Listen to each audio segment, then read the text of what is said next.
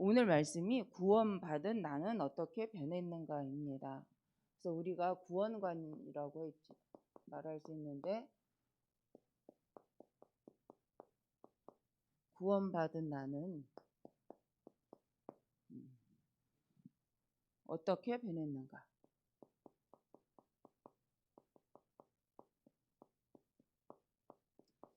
그래서 오늘 고린도전서 2장 10절에서 14절. 그래서 우리가 입니다. 그래서 구원받은 우리는 어떻게 변했는가? 하나님은 그의 백성, 하나님의 백성을 구원하시기 위해서 하늘과 땅의 모든 권세를 총동원하시고 성하셨죠. 그래서 하나님의 방법은 출애굽기 3장 피제사입니다. 근데 이 근거가 실은 창세기 3장 15절의 언약을 가지고 그 말씀대로 오신 여자의 후손 되신 예수 그리스도의 그서. 그래서 우리가 피는 곧 생명을 의미하기 때문에 하나님께 제사한다. 그래서 대속적인 제사입니다. 희생 제물을 드리는 이유는 우리가 하나님께 내 생명을 놓고 드리는 제사라는 거죠. 그래서 우리가 예배도 마태복음 16장 16절에 실은 우리가 주는 그리스도시요 살아계신 하나님의 아들이십니다라고 말하는 이유는 여기에 근거하여서 주님은 바로 그 그리스도시요, 그 예언되어진 그 메시아가 성취된 그 그리스도시요, 지금도 살아계신 하나님의 아들이십니다라고 말한 거기 때문에 이게 엄청난 고신앙 고백이라는 거죠. 그래서 우리가 이 신앙 고백을 할 수 있다. 이것은 하나님의 은혜라는 거죠.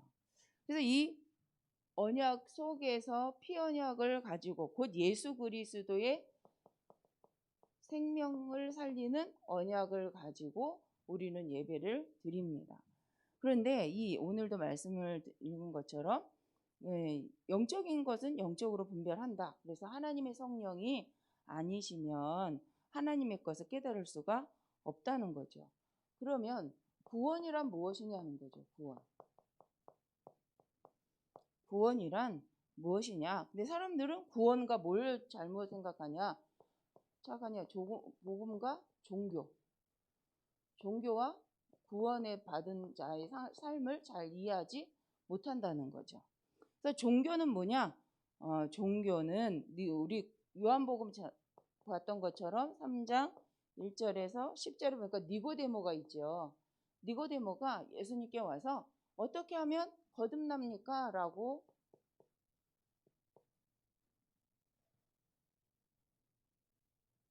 거듭날 수 있나요? 라고 질문했을 때 이 말을 내가 어찌하여 구원을 얻습니까? 라고 할 때 거듭나야 한다 예수님이 말씀하셨는데 그 말에 거듭남에 대해서 잘 이해할 수 없었죠. 어떻게 거듭나요? 어머니 뱃속에 다시 들어갔다 나오나요? 라고 이렇게 질문을 했다는 거죠. 근데 중요한 건 니고데모라는 사람은 실은 선생이라는 말은 그 시대의 율법학자들처럼 이 성경을 가지고 사람을 가르치는 사람인데 그 사람이 거듭남에 대해서 이해할 수가 없었다는 거죠. 그 말은 지식적으로 이해가 안 된다는 거죠. 우리가 신앙생활을 지식적으로 하면 이게 무슨 말이지? 라고 생각할 수밖에 없다는 거예요. 그래서 지식이 앞서는 것이 아니라 하나님의 성령, 그렇죠? 구원받은 사람에게 하나님 주신 성령이 함께할 때 성령이 우리에게 깨닫게 한다는 거죠. 그래서 사람들은 종교 생활이 뭐냐? 교회 오면 된다고 생각하죠. 그래서 우리가 전도할 때 교회 와봐. 이제 의미는 있습니다. 교회 와야 예수님의 말씀을 들으니까 교회 와봐 이렇게 얘기를 하죠. 저도 이렇게 쉽게 말을 할 때 그래도 교회 가자 이렇게 얘기를 합니다. 근데 교회 왜 가야 되는데? 라는 질문이 나오죠. 그래서 불신자들이 교회 왜 가야 돼? 내가 지금 괜찮은데? 나 지금 뭐 해야 되는데? 그래서 교회에 오라는 것이 아니라 실은 당신이 예수 그리스도를 영접하지 않으면 하나님의 자녀가 될 수 없어요 라는 말을 우리는 전도할 때 교회 와봐 이렇게 얘기를 합니다. 그러다 보니 우리 신앙생활이 뭐냐면 교회 열심히 오면 구원 받는다고 생각을 하는 거죠. 근데 성경의 구원은 우리 너무 잘 알죠. 요한복음 1장 12절. 예수 그리스도를 믿는 자죠. 마음으로 믿어 의외로 입으로 신하여 구원에 이르느니라. 그래서 영접하는 자 곧 그 이름을 믿는 자 하나님 자녀되는 권세를 주셨으니 예수 그리스도를 마음으로 믿으면 자녀되는 신분과 흑암을 이기고 세상의 신을 이길 수 있는 권세를 주신 상태가 되어지는 거죠. 이게 구원받은 상태입니다. 이 상태를 갖고 하나님께 예배를 드리는 거죠. 그래서 전도의 시작은 무엇부터 해야 되냐? 먼저 구원부터 받게 해야 된다. 근데 우리가 자꾸 오직 핵심 대신 예수 그리스도를 증거하기보다는 그죠?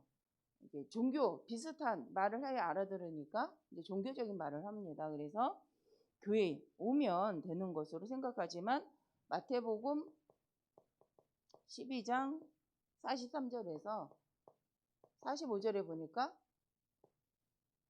주인 없이 열심히 교회당에 와서 마음을 비우면 어떤 상태가 되냐?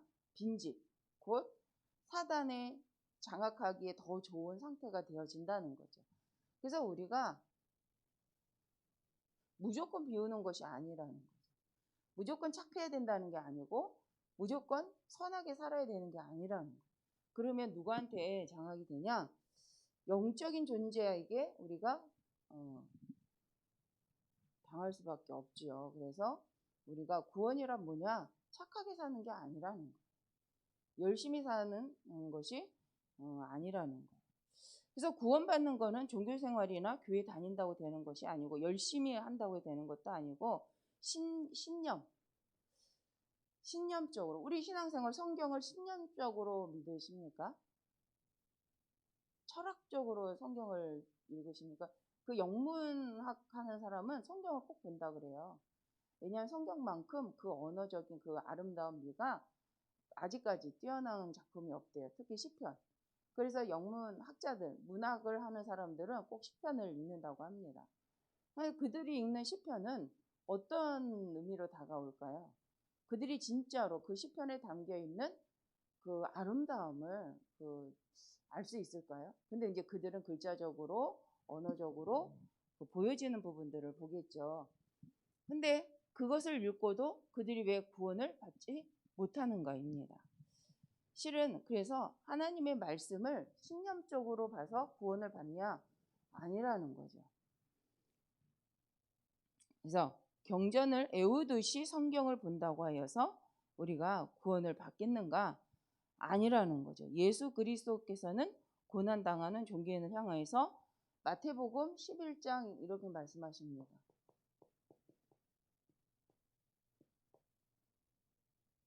수고하고 무거운 짐진 자들아 다 내게로 오라 라고 말씀하시는데 우리 한번 읽어볼까요? 마태복음 11장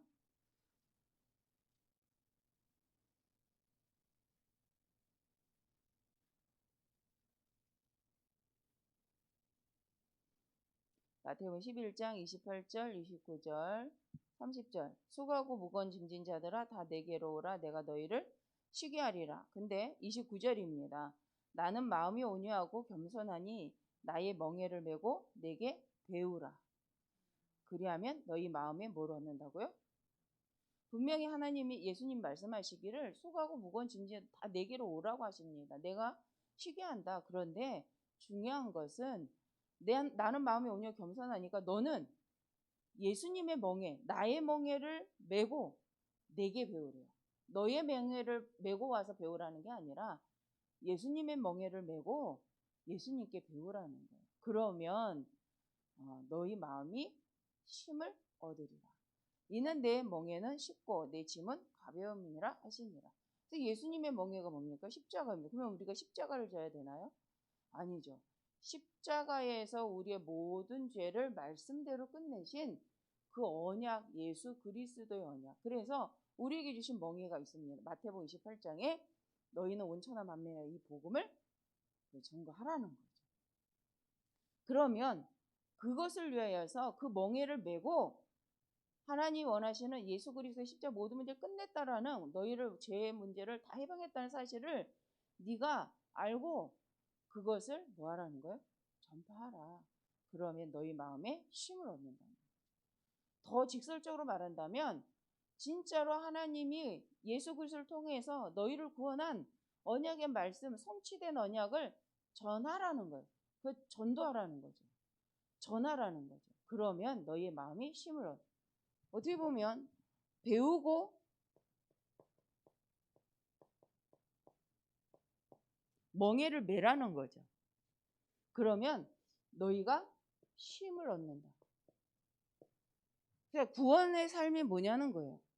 결국은 하나님께서는 예수 그리스도 안에서 구원의 축복, 한 예수 그리스도를 통하여 받은 구원을 가지고 구원받은 자로서 예수님의 멍에를 메고 배우래요.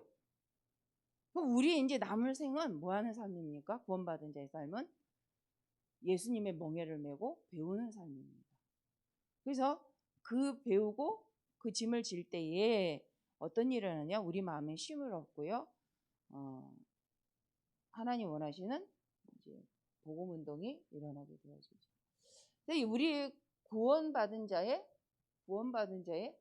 삶에 대해서 한번 생각을 해봅니다. 그 다음에 구원의 상태. 그럼 구원받은 상태는 뭐냐? 구원받은 자의 상태는 어떤 상태냐? 우리가 구원받았다는데 어떤 상태냐? 내적인 영적으로 변한 상태죠. 마귀의 자녀에서 하나님의 자녀로. 구원받은 상태는 영적 변화의 상태. 곧 우리가 자란 하나님의 자녀된 상태인데 로마서 8장 2절에 보니까 생명의 성령의 법이 죄와 사망의 법에서 우리를 해방받은 상태이지요. 그래서 구원받은 자의 상태는 고린도전서 3장 16절에 보니까 성령께서 내주하고 있는 상태입니다. 그래서 이 성령께서 요한복음 14장 16절 17절에 보니까 우리 진리의 성령께서 우리를 깨닫게 하시고 인도해 가신다고 되어져 있습니다. 그래서 성령이 내주하시고 성령께서 우리를 인도해 가시는데 그 성령께서 무엇을 깨닫게 하시느냐? 하나님의 말씀을 가지고 우리를 인도해 가신다는 거죠. 그러면서 요한복음 14장 27절에 보니까 우리에게 기쁨과 평안이 있도록 인도해 가신다고 말씀하십니다. 그래서 요한복음 우리 성경에 보니까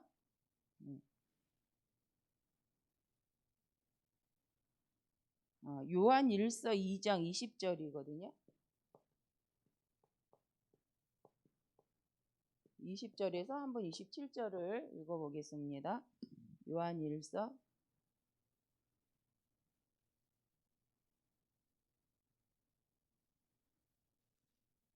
2장 20에서 27절인데 페이지로는 390 페이지입니다. 요한 1서 2장 20에서 27절 읽겠습니다.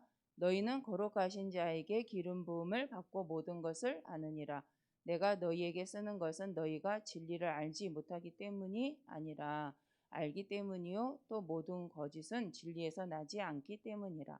거짓말하는 자가 누구냐? 예수께서 그리스도이심을 부인하는 자가 아니냐? 아버지와 아들을 부인하는 그가 적 그리스도니라. 그죠? 적 그리스도는 예수 그리스도와 하나님을 부인하는 자죠. 23절 아들을 부인하는 자에게는 또한 아버지가 없으되 아들을 신하는 자에게는 아버지도 있느니라. 너희는 처음부터 들은 것을 너희 안에 거하게 하라. 처음부터 들은 것이 너희 안에 거하면 너희가 아들과 아버지 안에 거하리라. 그가 우리에게 약속하신 것은 이것이니 곧 영원한 생명이니라. 너희를 미혹하는 자들에 관하여 내가 이것을 너희에게 썼노라. 너희는 주께 받은 바 기름 부음이 너희 안에 거하나니 아무도 너희를 가르칠 필요가 없고 오직 그의 기름 부음이 모든 것을 너희에게 가르치며 또 참되고 거짓이 없으니 너희를 가르치신 그대로 주 안에 거하라. 근데 여기서 27절만 봐갖고는 좀 힘들 수 있습니다. 무엇을 가르치냐는 거예요. 22절입니다. 우리에게 예수 그리스도와 하나님에 대하여서 알게 하신다는 거죠. 그래서 거짓말하는 자가 누구냐? 예수께서 그리스도이심을 부인하는 자가 아니냐. 그래서 성령께서는 우리 안에 가하시면서 기름 부음 되어서 가르치시는데 하나님의 말씀을 가지고 우리를 깨닫게 하신다는 거죠. 그래서 예배 시간에 말씀이 있는 이유는 하나님 말씀을 주시고 말씀을 성취해 가시기 때문입니다. 그래서 구원받은 상태는 영적으로 하나님 마귀자에서 하나님 자녀, 그죠? 하나님의 복을 누릴 수 없는 자가 하나님의 복을 누리는, 하나님 권세를 누리는 해방받은 상태요. 아예 성령께서 내주하는 상태요. 인도하시는 상태인데 이 성령께서 우리를 무엇을 가지고 인도하시냐는 거예요. 하나님 주신 말씀을 가지고 말씀을 성취해 가십니다. 그래서 우리는 말씀을 묵상하는 거죠. 종교는 뭐냐? 말씀을 가지고 나를 성취해 가는 겁니다. 그래서 우리가 불신자 6가지 상태를 보면 이제 우리 이 상태에서 만약 종교는 뭐냐? 불신자 6가지 상태를 해결해 보기 위하여 하나님께 가는 상태라면 구원이란 뭐냐? 구원, 예수 그리스도를 통하여서 구원받아 원래 인간 상태를 회복한 하나님의 자녀로서 시작하여서 이 상태를 끝내버린 거죠. 이것을 도리어 다스리고 정복하는 상태가 되는 거죠. 그래서 종교 생활은 실은 늘 이 문제를 해결하기 위해서 신께 다가갑니다. 그러니까 그것이 하나님이어도 되고요. 거룩한 어떤 우리가 보기에 좋은 존재여도 상관없는. 그래서 종교적 이론은 통합니다. 지금 당면한 지금 나의 문제를 갖고 신을 바라보는 상태. 그래서 지금 내 문제를 해결함으로써 신을 인정하는 상태가 종교 생활이죠. 그런데 우리는 뭐냐? 이것을 통해서 성경을 통해 뭘 보냐? 왜 이 문제가 왔냐? 이거는 시작점이 아니라는 거예요. 이건 결과라는 거예요. 어떤 결과? 하나님의 자녀가 하나님을 떠난 결과구나. 그래서 내가 하나님을 만나면 이 문제는 끝나고 내가 이것을 다스릴 수 있다는 사실을 확인하는 거죠. 그것이 신앙 생활이 되어집니다. 그럴 때 우리가 7가지 축복의 그 말씀을 가지고 삶을 살아가는 상태를 말합니다. 그러면 이 성령 가진 자에게 나타나는 증거가 뭐냐? 바로 영적인 변화, 신분적 변화, 영육 삶의 변화. 근데 중요한 부분에 우리가 영육 삶이 어떻게 변하는 거예요? 에베소서 2장을 한번 읽겠습니다. 에베소서 2장.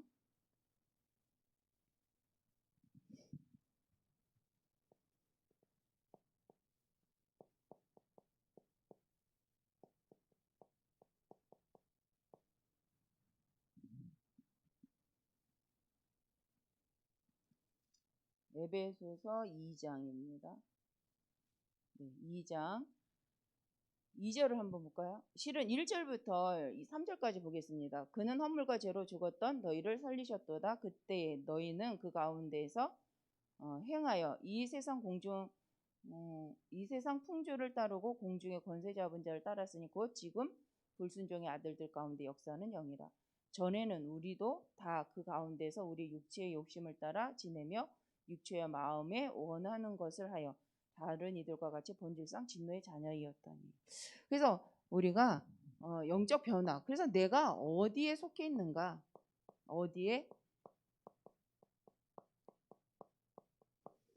내 삶이 어디에 있는가? 나의 삶이 하나님 예수 그리스도를 통하여서 하나님께 속한 자인가? 세상에 속한 자인가? 늘 이것을 질문한다면 우리는 선택점이 많이 달라집니다. 근데 중요한 건 세상에 속한 자라고 한다면 그렇죠? 에베소서 2장 2절 풍습을 따를 수밖에 없죠. 세상의 공중 권세 잡은 자, 풍습과 공중 권세, 그렇죠? 정치 경제, 정치를 따라가는 삶, 세상 문화를 따라가는 삶을 살아가죠. 그런데 이 삶이 결국 본질적으로 망할 수밖에 없는 자리에 있는 자의 삶이라고 되어져 있습니다. 근데 우리는 예수 그리스도 안에서 이미 그 삶이 빠져나온 자인데 혹시 나는 어디에 있는가? 진노로서 재앙으로서 확인하는가? 그러면 너무 이제 끝까지 간 거기 때문에 한번 나는 어디에 있는가? 하나님의 자녀인 내가 세상 풍습을 더 앞세우고 있나?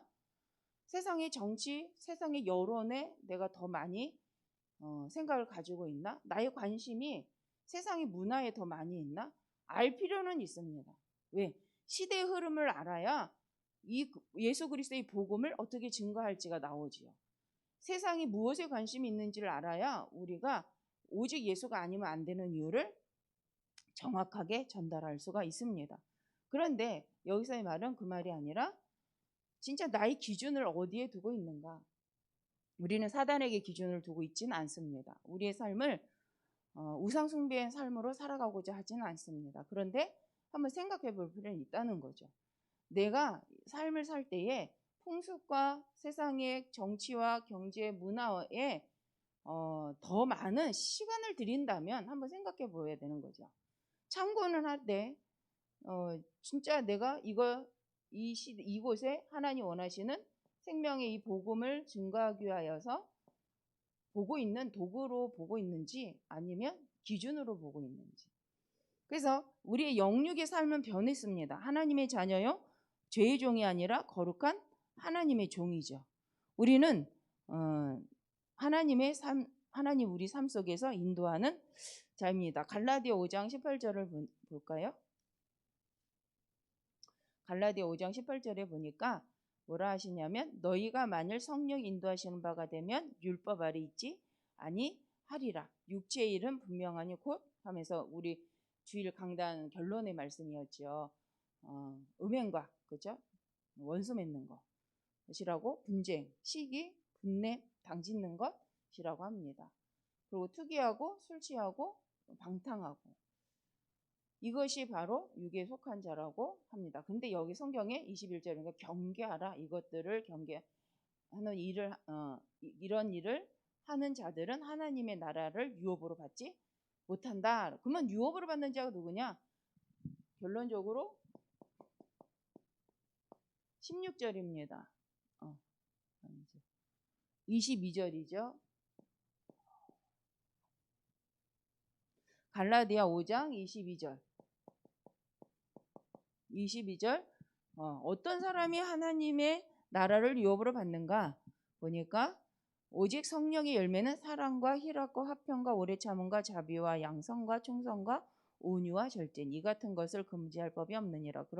그리스도 예수의 사람들은 육체와 함께 그 정욕과 탐심을 십자가에 못 박았느니라. 그죠? 그래서 만일 우리가 성령으로 살면 또한 성령으로 행할지니 헛된 영광을 구하여 서로 노엽게 하거나 서로 투기하지 말지니라 라고 말씀을 합니다. 그래서 우리가 받는 하나님의 생명 가진 자의 삶은 뭐냐? 바로 성령의 열매. 무엇을 배우고 확신하는 일에 거하는가? 하나님과의 관계를 배워야 되죠. 내가 하나님을 섬기는 이 상태. 그리고 사람과 사람 사이의 관계. 그리고 내가 하나님 앞에 하나님 자녀로서 살아가는 삶. 그게 이제 성령 우리 9가지 열매입니다. 그리고 사도행전 1장 8절. 오직 그 하나님의 성령께서 우리와 함께 하시는데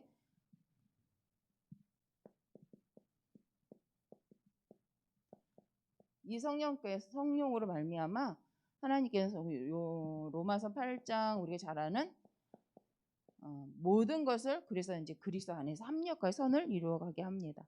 근데 이럴 때에 우리가 이렇게 성령의 열매를 맺고 성령의 충만을 받을 때 어떤 일도 일어나느냐? 치유도 일어납니다. 영적 치유, 육신 치유.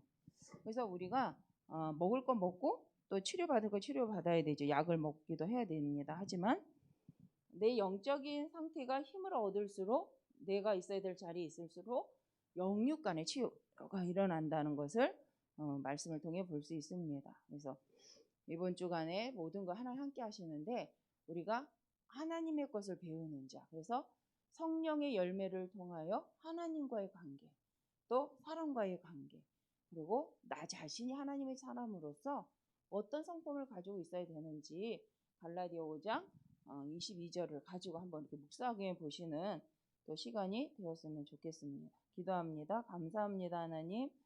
정말 그리스도 예수 안에서 성령을 말미암아 하나님 주신 모든 것을 가르쳐 깨닫게 하심을 감사드립니다. 우리가 하나님의 음성을 들을 수 있을 만큼 하나님께 집중되어지는 하나님 그 성품으로 또 정말 하나님 기다리는 수 있는 아버지의 성품으로 또 준비되게 하여 주옵소서. 하나님께서 오늘이 그 시간이요 또 오늘 이 자리가 하나님 앞에서 정말 말씀을 듣고 구원받은 자로서 내게 주신 것을 가지고 현장을 보는 귀한 시간 되게 하여 주옵소서. 예수 그리스도 이름으로 기도합니다. 아멘. 주기도문으로 마치